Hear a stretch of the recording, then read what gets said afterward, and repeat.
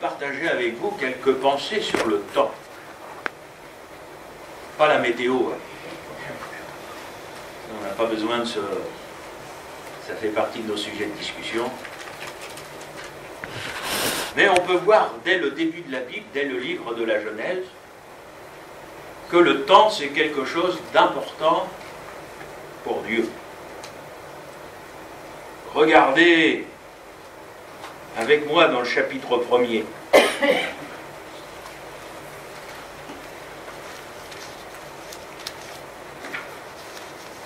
Verset 3, Dieu dit que la lumière soit, la lumière fut. Dieu vit que la lumière était bonne, et Dieu sépara la lumière d'avec les ténèbres. Il appela la lumière jour, les ténèbres nuit.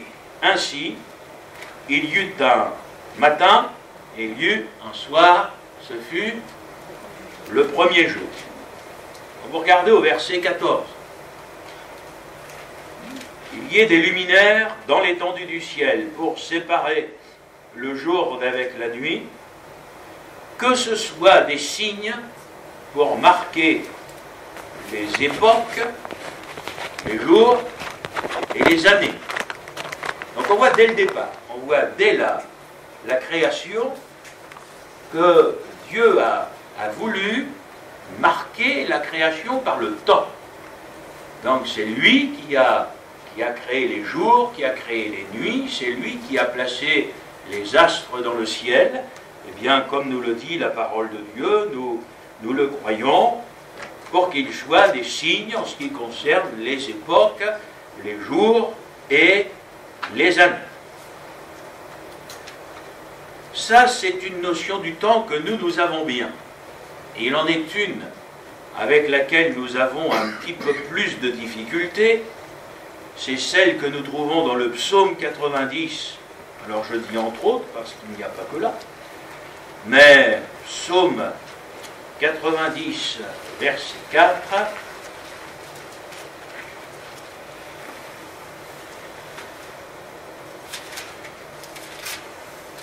car 1000 ans sont à tes yeux comme le jour d'hier, quand il n'est plus, et comme une veille de la nuit.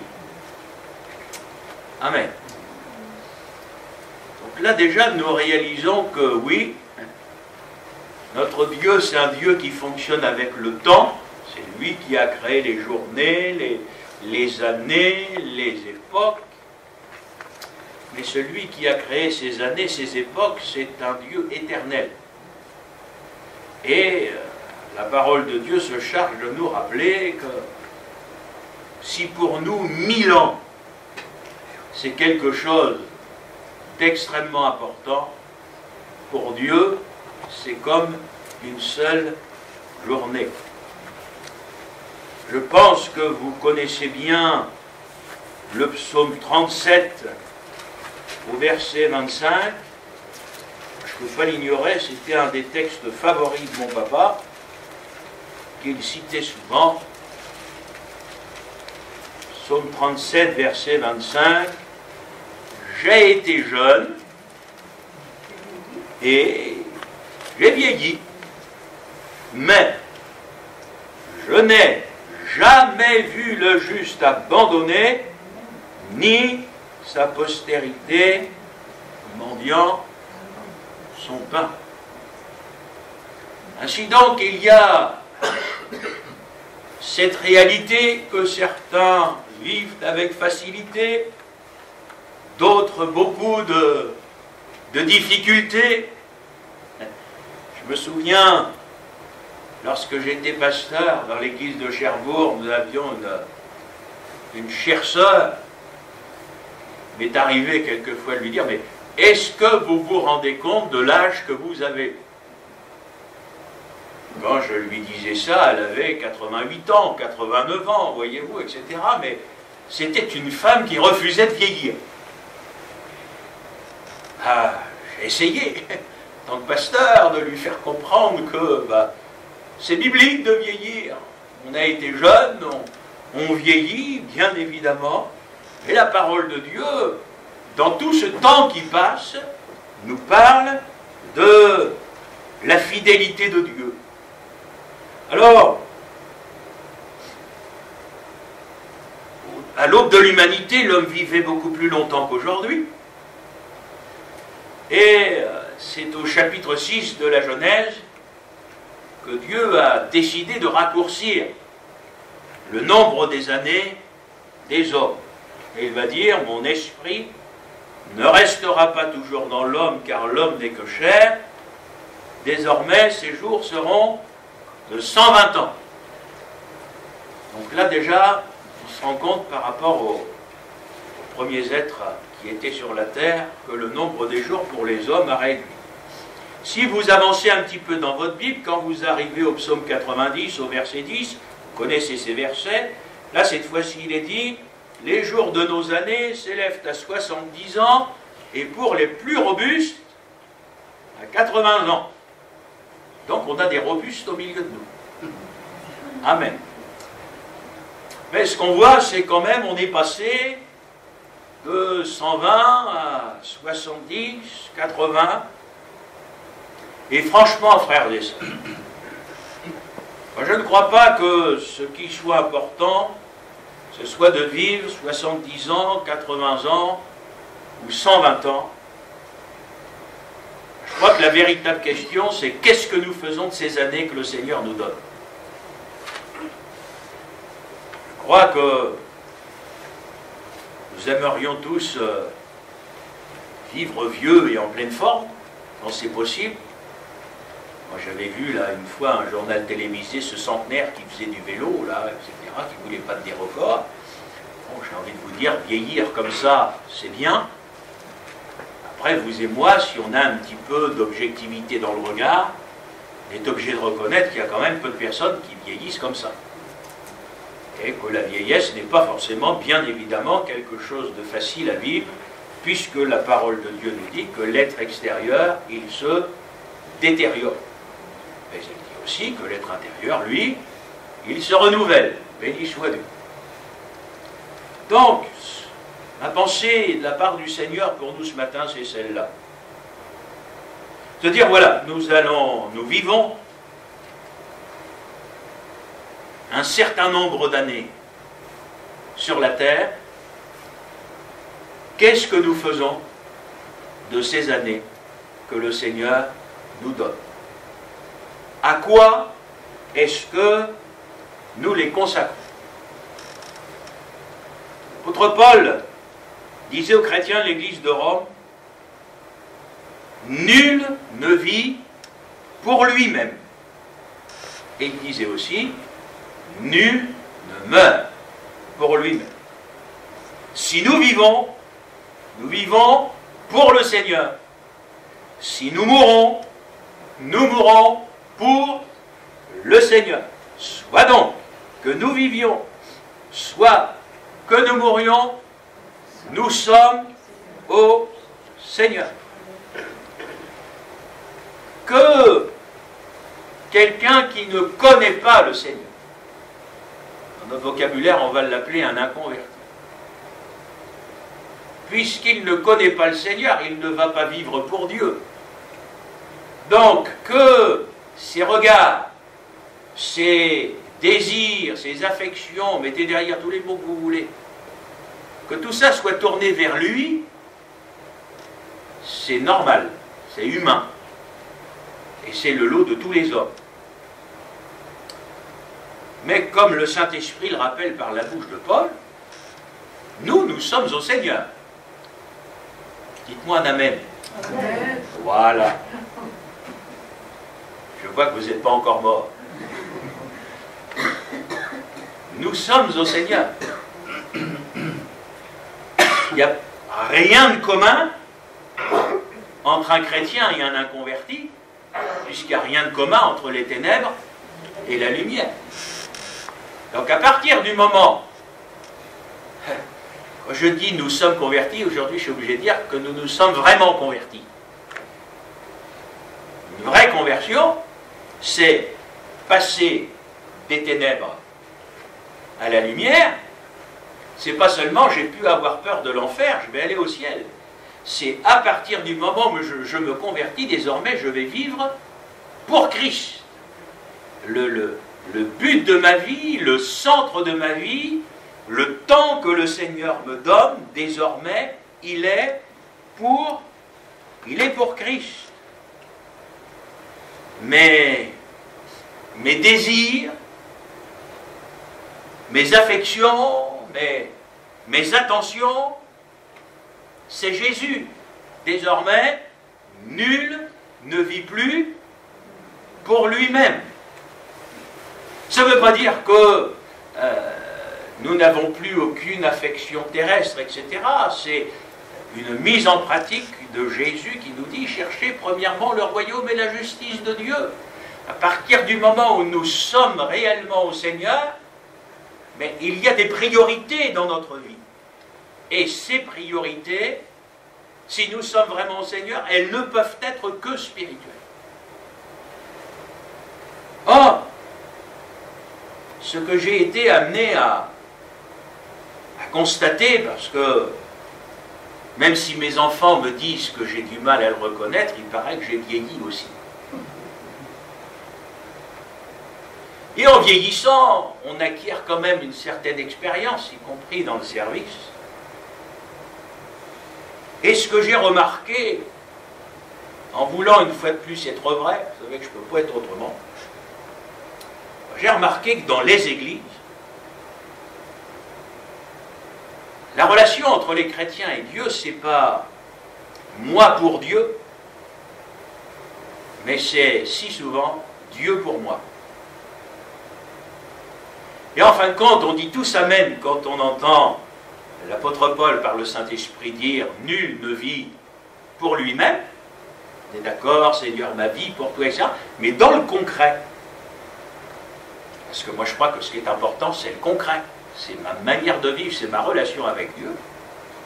Moi, ce que je remarque, c'est que très, très, très souvent, on ne peut pas être exclusif, mais c'est plus Dieu pour moi que moi pour Dieu. C'est plus un besoin de la bénédiction de Dieu, des demandes répétées, répétées, répétées à Dieu, plus que des offrandes. Or, ce que Dieu attend, c'est l'offrande de nos vies. C'est que nous lui donnions, et entre ce que vous et moi nous savons depuis des années, certains même, depuis que nous sommes enfants, quand Jésus dit « Recherchez premièrement le royaume, la justice de Dieu », et le reste, ou toutes ces choses, suivant la version que vous allez lire, elles vous seront données en plus, par-dessus. Mais ce que nous avons parfois, frères et sœurs, du mal, il y a des textes de la parole de Dieu, on a du mal à les dire parce qu'ils nous remettent en question. Je crois qu'il faut justement les dire. Jésus, quand il va parler des gens qui n'ont pas les bonnes priorités, il va donc parler des choses terrestres, et il va dire ces choses, ce sont les païens qui les recherchent. Et moi je crois, frères et sœurs, il faut que nous acceptions de nous laisser interpeller par la parole de Dieu, pas seulement lire et relire des textes qu'on a lus des centaines de fois, mais de réaliser souvent que notre relation avec Dieu, bien, c'est souvent une relation où nous allons demander à Dieu, mais rarement une relation où nous allons offrir au Seigneur. Or, quand nous sommes au Seigneur, c'est « je suis là pour lui ». Bien sûr, le Seigneur est là aussi pour nous. Alors, je ne sais pas si vous, ça vous arrive de le faire, mais moi, assez régulièrement, j'aime bien regarder certaines définitions du dictionnaire. Je prends des mots, et je regarde ce que des gens, ce ne sont pas des chrétiens, mais par la sagesse humaine, on peut dire des fois, un simple mot, ça nous éclaire. Par exemple, si je dis que quelqu'un est égoïste, ça va toujours être l'autre. Nous ne sommes pas du tout égoïstes, n'est-ce pas? Mais c'est quand même intéressant de regarder la définition. Parce que si on parle de l'égoïsme, personne ne va reconnaître qu'il est égoïste. Mais, monsieur le dictionnaire dit attachement excessif à soi-même qui fait que l'on recherche son plaisir et ses intérêts personnels. Alors je suis comme ça, moi j'ai cherché d'autres mots, que certains au milieu de vous vont connaître, d'autres peut-être pas. L'égocentrisme, c'est tendance à tout rapporter à soi et à ne s'intéresser qu'à soi. Encore quelques mots.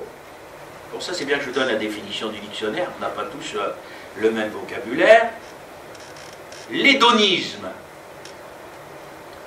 qui prend pour principe de morale la recherche du plaisir et l'évitement de la souffrance.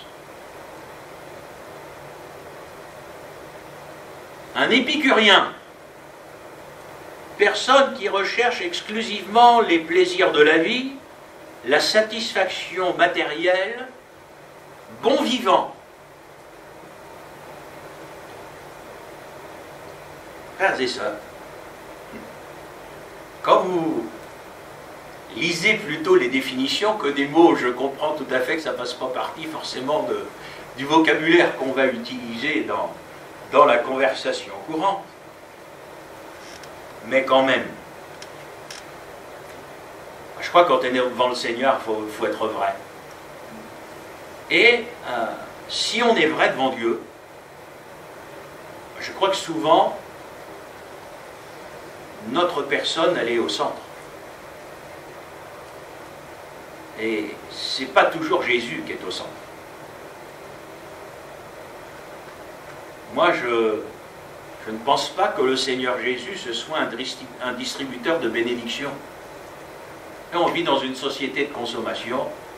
J'ai besoin, je mets une pièce dans une machine, j'appuie sur un bouton, paf, ça tombe. Les chrétiens viennent, ah ben, je ne suis pas bien, je vais faire une petite prière, j'appuie sur le bouton, Seigneur, il faut que tu bénisses. Et si tu ne bénis pas, oh, scandale. C'est pas tout à fait comme ça que ça fonctionne. Le Seigneur voudrait vraiment avoir la priorité dans nos cœurs, dans nos vies, dans nos désirs, pour nous amener dans une dimension de la vie de la foi que peut-être nous ne connaissons pas ou pas assez, que peut-être nous avons besoin d'approfondir.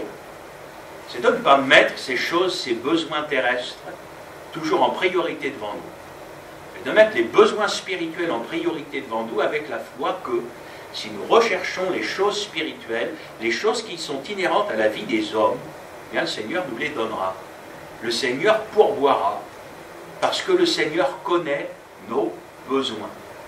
Et je crois, frères et sœurs, qu'il y a là vraiment matière à nous laisser interpeller par la parole de Dieu, par Regardez quand, puisque mon propos ce matin c'est sur le temps que nous allons consacrer à Dieu.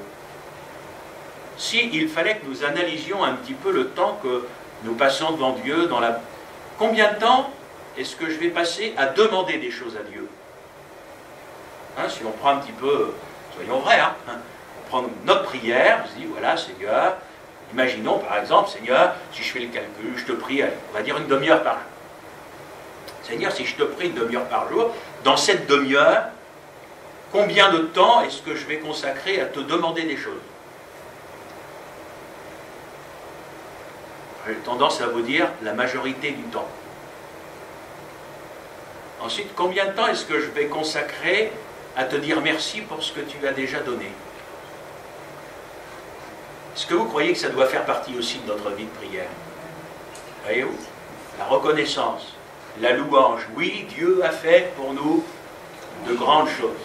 Et c'est là, vous me connaissez, frères et sœurs, moi j'ai un message qui est très très concret, qui m'amène là.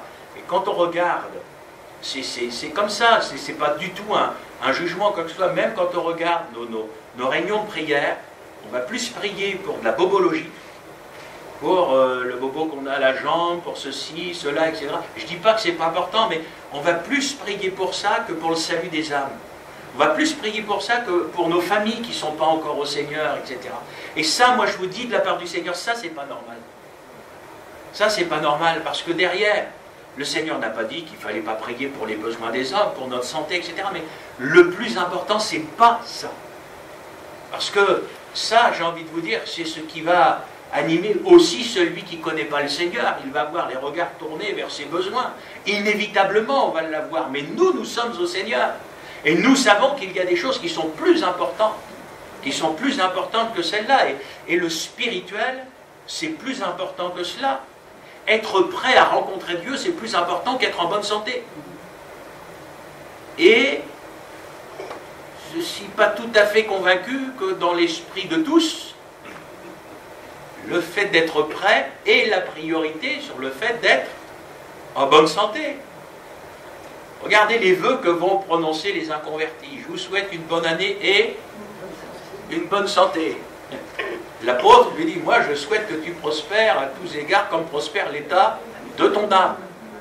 Voyez-vous, donc là vous avez vraiment le désir qui va être un désir spirituel. Et moi, le désir de mon cœur, c'est que chacun soit trouvé fidèle, c'est que chacun soit tout prêt. Vous vous doutez, frères et sœurs, que quand on aime les âmes, quand on aime l'Église, on souhaite du bien à tout le monde. Quand vous avez un frère ou une sœur qui est malade, qui souffre, j'ai envie de vous dire, il ne faut surtout pas servir le Seigneur si vous n'avez pas de la compassion, si vous n'êtes pas capable de prier avec les gens qui sont malades, avec les gens qui souffrent, etc. Donc ça, bien évidemment, il faut le faire. Mais ce n'est pas le plus important. Le plus important, c'est de prendre soin de leur âme. Parce que s'il fallait partir avec le Seigneur, ben on peut être en bonne santé et ne pas être prêt. Et vous savez qu'on peut être malade et être prêt. Donc, et je pense que vous et moi, nous savons aussi que rares sont ceux qui partent en bonne santé. Non mais il faut être vrai, hein, frères et sœurs. Souvent quand on part, c'est parce que, ben voilà, le moteur a dératé, n'est-ce pas? Donc, bon, c'est comme ça. C'est comme ça.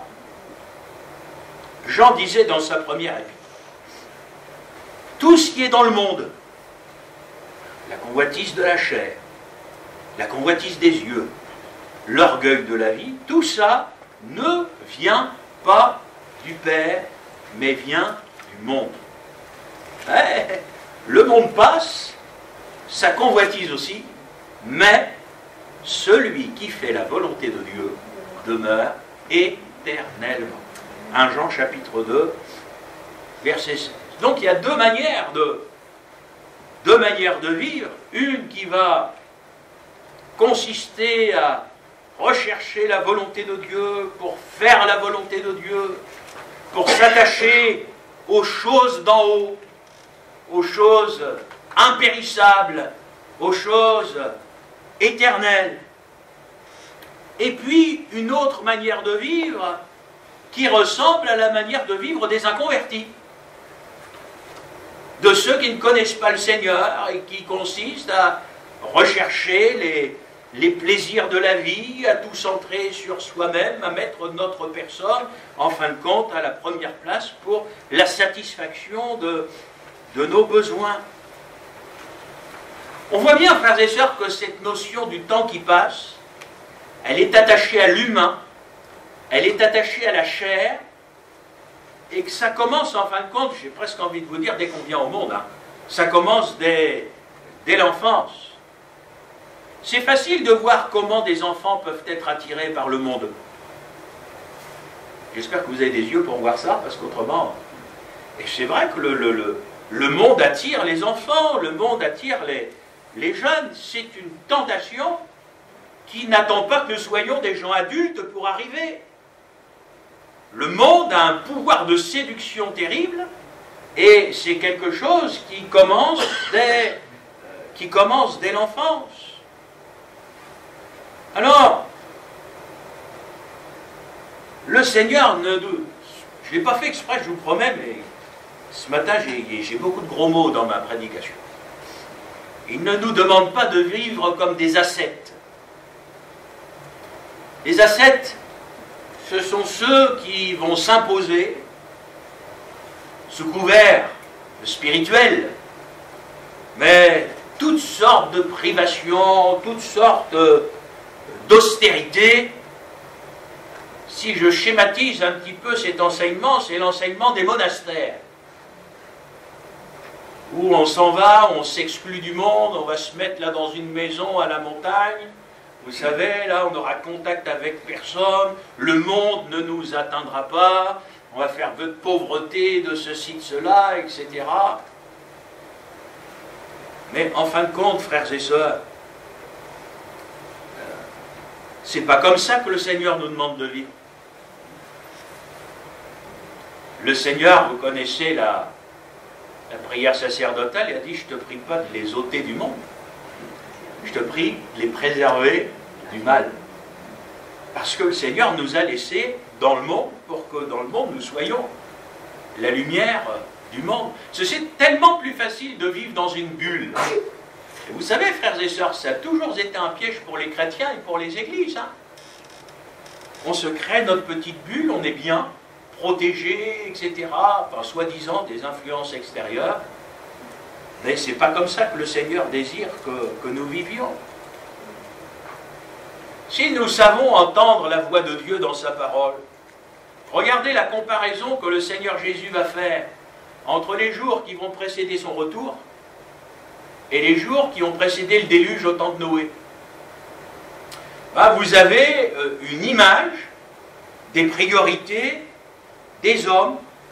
Les gens mangeaient, buvaient, se mariaient leurs enfants, jusqu'au jour où Noé entra dans l'arche.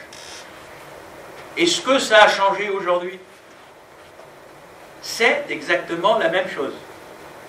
Les attentes des hommes, c'est exactement la même chose. Les gens veulent vivre.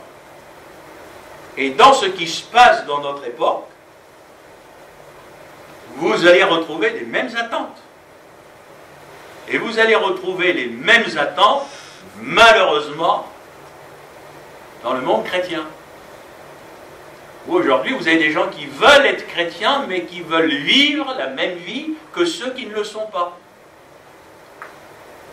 Alors, frères et sœurs, entre le monastère et avoir la même vie que ceux qui ne sont pas au Seigneur, moi j'aimerais vous dire, entre les deux, je suis convaincu qu'il y a un sain équilibre dans lequel le Seigneur désire que vous et moi, nous vivions. Et ces gens au temps de Noé, eh bien, ils étaient tellement pris par les choses de la terre, par les enfants, les mariages, les repas, etc. Qu'est-ce qu'ils ont fait du message de Noé?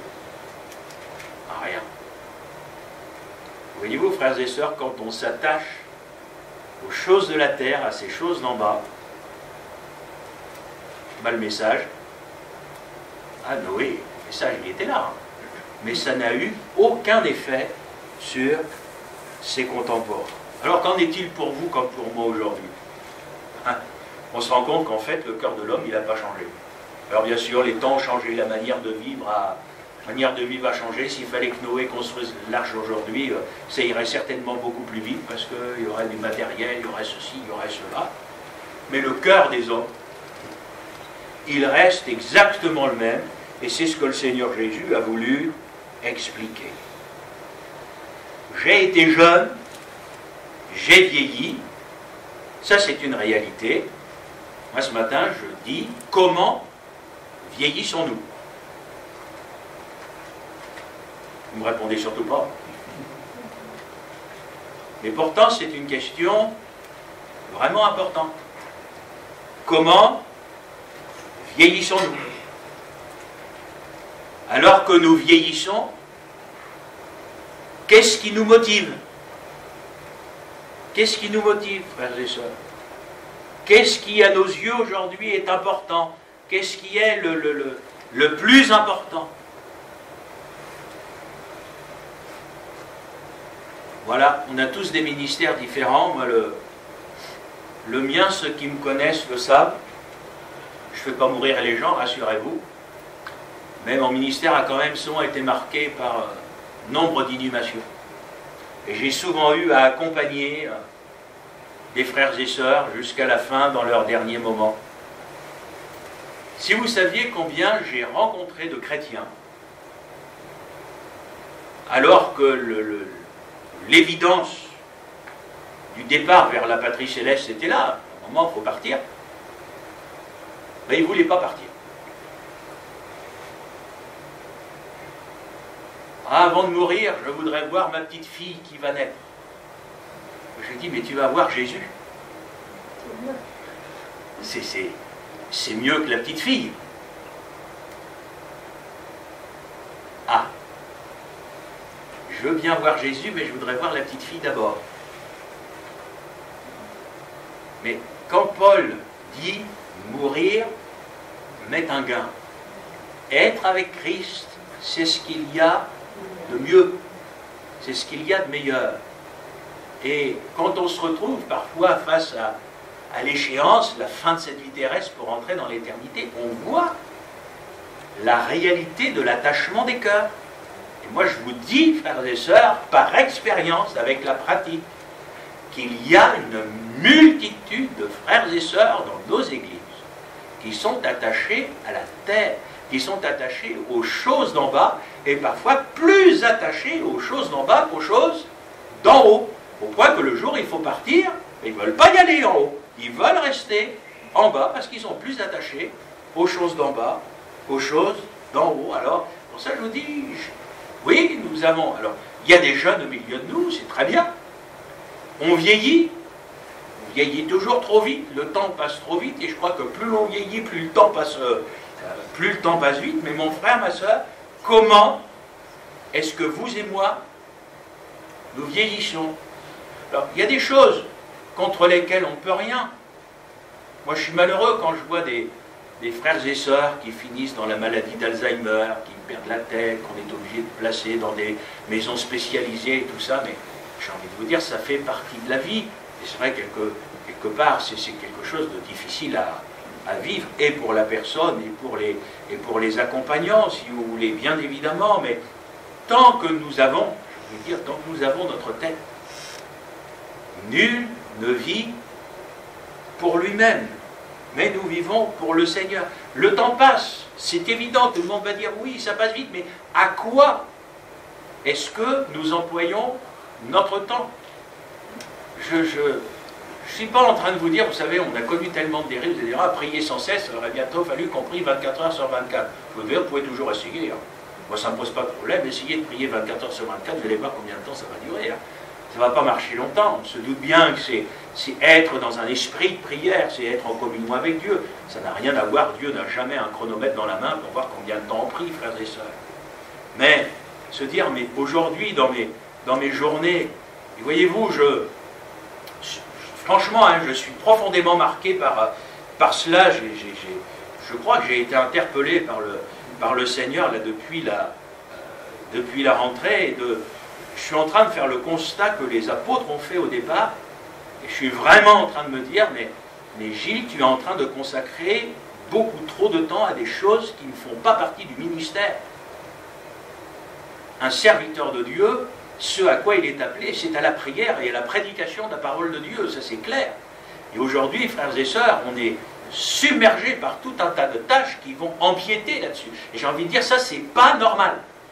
Et il faut qu'on remédie à ça, et je vous promets, aujourd'hui, je suis en train de prendre le taureau par les cornes, en disant, il faut qu'on revienne à ce modèle biblique et qu'on arrête d'être ces activistes là, avec tout un tas de choses à faire. Alors c'est vrai qu'on a des personnalités, des qualités différentes, etc., mais quand même, là encore, premièrement, Gilles, c'est ton ministère, c'est le service que tu as reçu, c'est l'Église. Le reste, je ne dis pas que ce n'est pas important, mais ça passe après. Ça ne doit pas passer d'abord, et puis le ministère au détriment de ces choses-là. Je vais encore vous citer un texte que vous connaissez par cœur. Le psalmiste disait « Enseigne-nous à bien compter nos jours ». Vous croyez qu'il était en train de donner un cours de mathématiques, là? Enseigne-nous à bien compter nos jours afin que nous appliquions nos cœurs à la sagesse. Et mes frères, mes sœurs, il faut que le Seigneur nous fasse grâce. Parce qu'on est tous faits du même bois. Et on vit dans cette dimension corporelle, c'est-à-dire humaine, avec ses pièges. Et ces pièges sont là, devant nous. Moi, je crois qu'il y a, avec tout l'amour du Seigneur, mais vraiment une interpellation du Seigneur pour que nous acceptions, et bien aujourd'hui, à la lumière de la parole de Dieu, de regarder comment nous vivons. À quoi est-ce que nous consacrons notre temps? À quoi est-ce que nous consacrons même notre argent? Voilà, tout ça, ça doit se faire dans la vérité avec le Seigneur. Je voudrais ne pas être long ce matin, mais terminer avec des textes que vous connaissez. Mais je veux terminer avec la parole de Dieu. Et relire de ces choses tellement essentielles. Colossiens, chapitre 3, verset 1er.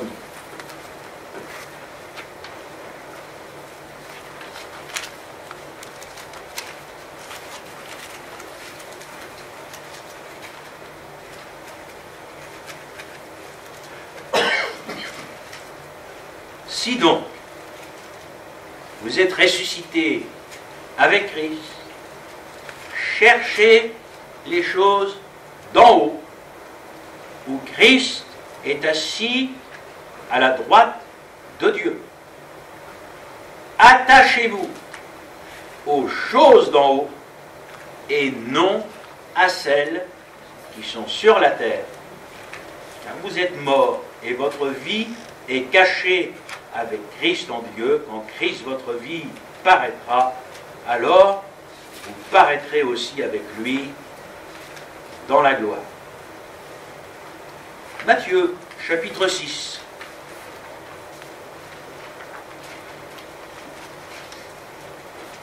Parole de notre Seigneur Jésus.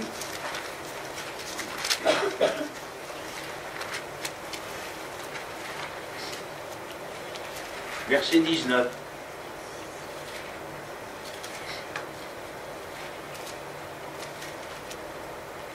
Ne vous amassez pas des trésors sur la terre, où la teigne et la rouille détruisent et où les voleurs percent et dérobent, mais amassez-vous des trésors dans le ciel, où la teigne et la rouille ne détruisent point, et où les voleurs ne percent ni ne dérobent, car là où est ton trésor, là aussi sera ton cœur.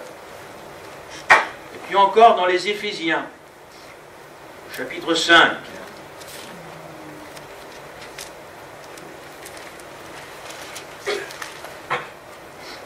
Éphésiens, chapitre 5, verset 15.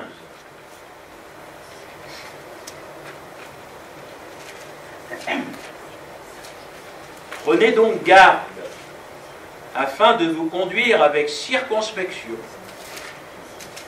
non comme des insensés, mais comme des sages. Rachetez le temps, car les jours sont mauvais. C'est pourquoi ne soyez pas inconsidérés, mais comprenez quelle est la volonté du Seigneur.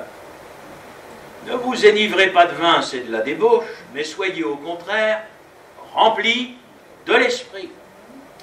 Entretenez-vous par des psaumes, par des hymnes et par des cantiques spirituels, chantant et célébrant de tout votre cœur les louanges du Seigneur.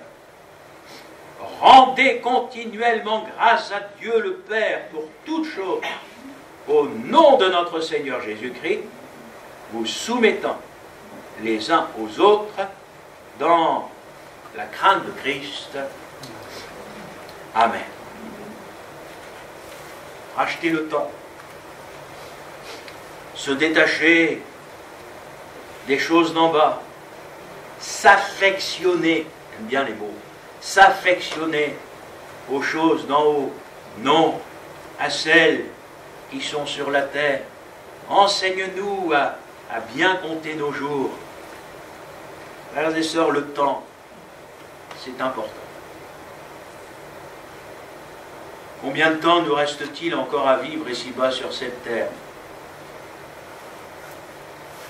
Et si Jésus revenait là, vous croyez que c'est possible? Est-ce que nous aurions des regrets? Avant que tu ne reviennes, Seigneur, J'aurais dû faire ceci, j'aurais dû faire cela, j'aurais dû parler à telle personne, j'aurais dû... Frères et sœurs, n'ayez pas de regrets. Ne remettez pas demain ce qu'il faut que vous fassiez aujourd'hui. Parce que demain, ni vous ni moi, nous savons si nous serons là. J'ai envie de vous dire, si on n'est pas là, c'est pas grave, je sais où on sera. Là-haut. Vous êtes tous sauvés. C'est pas parce qu'on est dans le culte que je ne vais pas glisser quand même une parole d'évangélisation, hein. Même pour les enfants au milieu de nous. Hein. L'important c'est ça, c'est d'être sauvé, dire Seigneur, on parle tous du retour du Seigneur, c'est bien si on est sauvé, hein, parce que si on n'est pas sauvé. Et vous, moi je me tiens devant le Seigneur parce que ces choses-là que je vous ai prêchées ce matin, frères et sœurs, il n'y a que spirituellement que vous pouvez les vivre. On ne peut pas changer sa nature d'homme. Un léopard ne peut pas changer les taches qui sont sur sa peau, n'est-ce pas? Donc on a une nature. Cette nature, elle a des tendances. Elle nous joue des tours.